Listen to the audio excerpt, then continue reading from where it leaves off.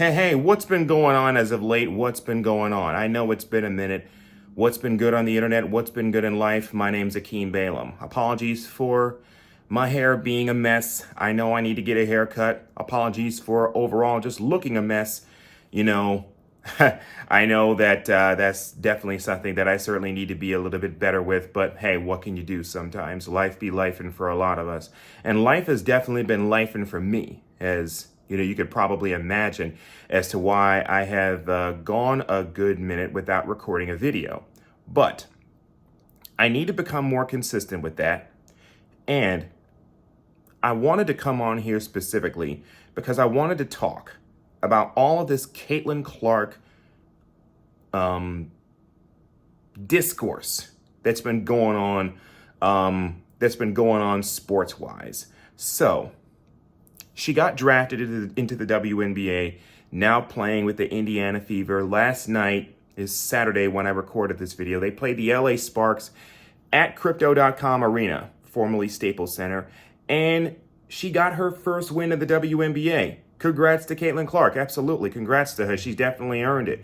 Didn't have the best of shooting nights, still scored 11 points. I believe she had 10 rebounds for a double-double, but was able to get her first win of the WNBA. And I remember tweeting that this was as good a chance that she had as far as getting her first win because of the fact that she was playing up against a team in the LA Sparks that's kind of in the same boat as the Indiana Fever currently. The thing is, the Indiana Fever are a rebuilding team. They are looking to Caitlin Clark as well as Aaliyah Boston as being the centerpieces of that Indiana Fever franchise for the next 15 years. And the LA Sparks are kind of going through a similar rebuild as well. They lost Nneka Ogwumike to the Seattle Storm in free agency. So if it was a team that they were going to beat, it was probably going to be the Sparks, and it turned out to be the Sparks. And they beat the Sparks in large part not only because of that dagger 3 in the fourth quarter from Clark, but also because Aaliyah Boston finally looked like Aaliyah Boston that game. Not to mention the production that they've been getting from Temi Fabenle as well, to give them some depth in the interior. She's really done her thing as well.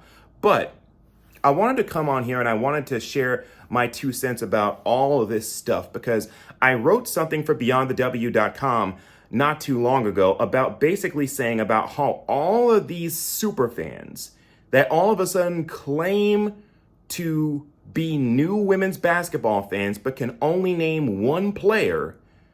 I just basically wrote something essentially telling these folks that they got to chill because she's going to be fine. Clark is going to be great in the WNBA, but we got to remember she's still a rookie at the end of the day. The same way Angel Reese is still a rookie.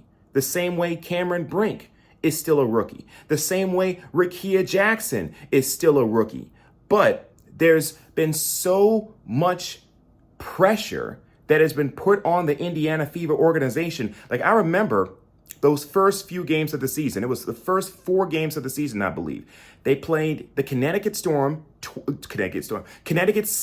I just combined 2 WNBA teams. But the Connecticut Sun twice, once at home, once on the road, and the New York Liberty twice, once at home, once on the road. Now, the Fever lost all 4 of those games, but the game that they played in Indiana when they were hosting the Connecticut Sun, that was actually a close game. Indy almost got their first win at home this year against the Connecticut Sun. Connecticut is not an easy team to beat. The Connecticut Sun are probably the 3rd or 4th best team in the entire WNBA. So it is amazing to see so many of these folks, that especially Iowa folks, who clearly have not watched a single minute of WNBA basketball before, because Iowa, before Caitlin Clark, before Megan Gustafson, before Kate Martin, clearly a lot of Iowa folks were clearly not used to watching the W before. Because if they were watching the W the way UConn fans watch the W because they send players to the WNBA, the way Tennessee Lady Vols fans watch the WNBA, WNBA because they're used to sending folks into the W, the way South Carolina fans watch the W because they're used in the Dawn Staley era, sending folks into the WNBA, they would be able to understand the transition that it takes to go from college to pro.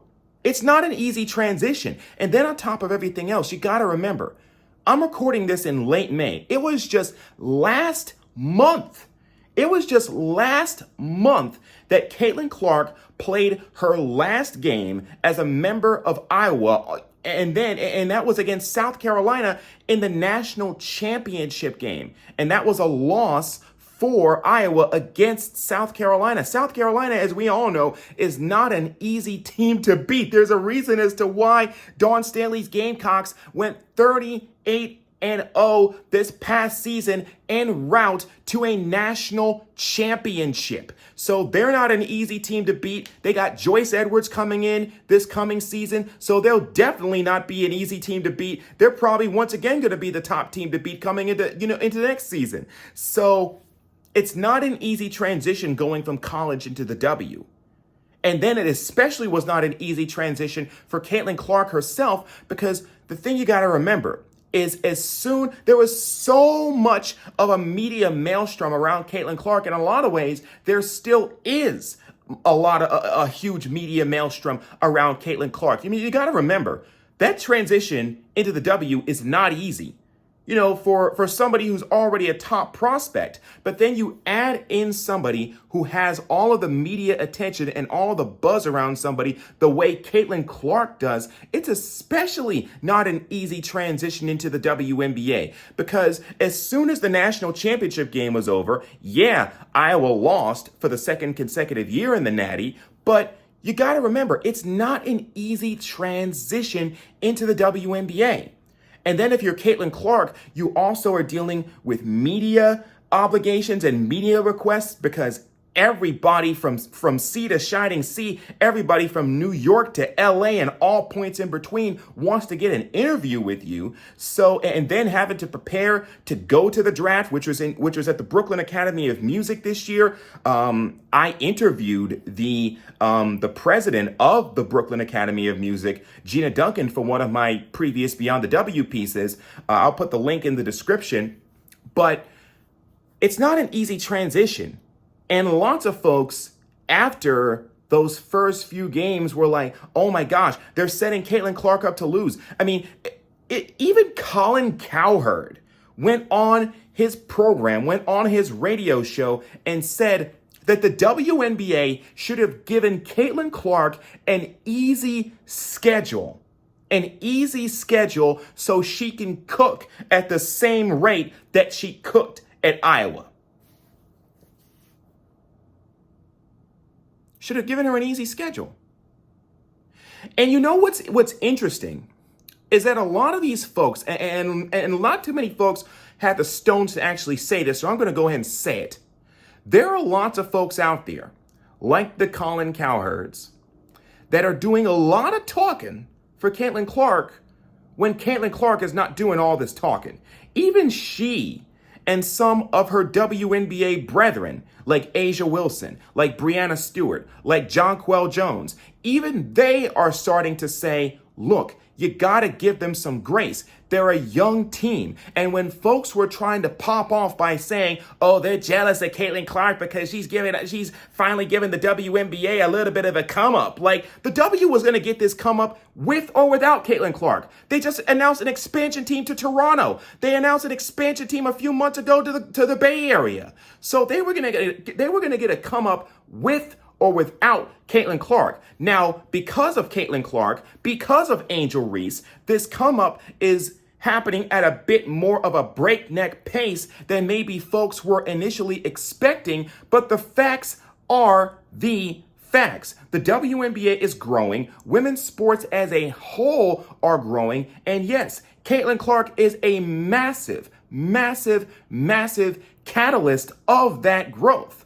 But she's not the only reason that it was growing. And this was even something that we was talking about during the college season. Yeah, Caitlin Clark is a big name, but there's so many big names even in the college game. Like, there's so many big names. You got Paige Beckers, you got Hannah Hidalgo, you got Juju Watkins, you got Malaysia Fulwiley. There are so many big names that are part of the overall growth of women's collegiate athletics, particularly basketball, that basketball is in a great place. And as somebody who covers basketball for a living understands, the talent pool in the women's game has never been deeper. So folks got to chill with this. Caitlin Clark is going to be fine.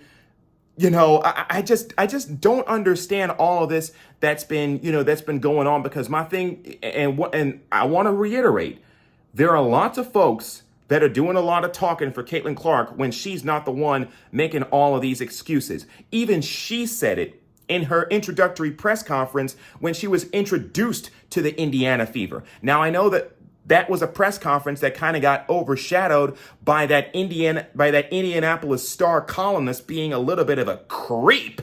But one of the things that she had even said, if I remember correctly, in that, interview, and even she at that press conference, and even she said it a lot ever since, was, look, Iowa is a different beast from the WNBA. I'm not going to put up 30, 40 points every single time I go out there. And quite frankly, she doesn't need to. Last night's game that the Fever played against the LA Sparks was a direct example of what the Fever need to do if they want to win basketball games. Yeah, Clark's going to get her touches. Yeah, she's going to score her points. Yeah, she's going to dish out her dimes. But the thing is, they got to play through Aaliyah Boston. They played through Aaliyah Boston in that game against the Sparks, and look at what happened. The Fever got into the win column because they played through Aaliyah Boston, they played through Temi Fabenle, and now all of a sudden, now we're talking about the Fever getting their first win of the regular season. And remember, this season is more, because the WNBA has expanded the season out to 40 games, the season is now more of a marathon more so than a sprint. And I know there are also lots of folks that are saying, oh, could Caitlin Clark also make the Olympic team? We'll see if that happens. But I think that she should probably use that time to continue to build chemistry with her Indiana Fever teammates. Because you got to remember, Caitlin Clark is only in her first season in the WNBA. She's a rookie.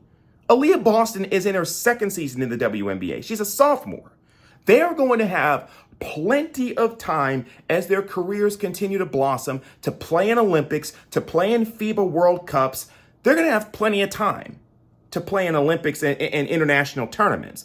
But in my opinion, they probably would be better off using that extended Olympic break to continue to build more chemistry with her Fever teammates, because that's a thing with young teams. So a lot of this discourse, I just wanted to come on here and just say a little bit about all this discourse that has been going on, because I feel like a lot of folks had their hair on fire for absolutely no reason. You ask anybody that is a rookie, you ask anybody that's a great, once upon a time, they were a rookie and they had to go through that transition. Now it's a little bit heightened because of all the media attention that has been around her, but going into the WNBA is not an easy undertaking for anyone that goes from college into the W. So it's just amazing to me to see all these folks going ahead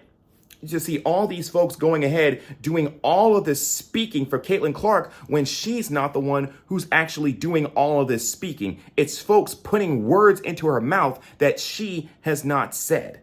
So I just wanted to come on here and just say that, because it's amazing to me just how out of control some of this discourse has been. But what do you think? Now I want to get your thoughts. Rate, comment, react, reply, add, and subscribe. I just wanted to come on here and talk about this because it's amazing to me just to see, all of the just wild directions that that all of this has really taken. Folks just gotta chill. She will be okay in the WNBA.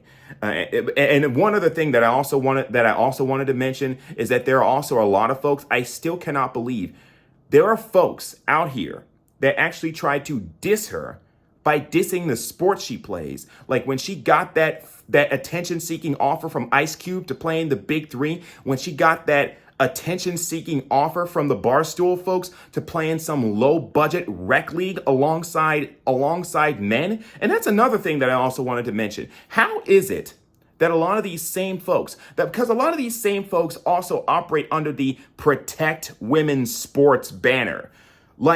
So a lot of these folks have the nerve to go ahead and say, oh, that transgender women shouldn't be playing sports because they want to say, oh, transgender women are really men, so it's really men playing women's sports, but you have no problem with a woman and Caitlin Clark wanting to play in a rec league alongside other dudes.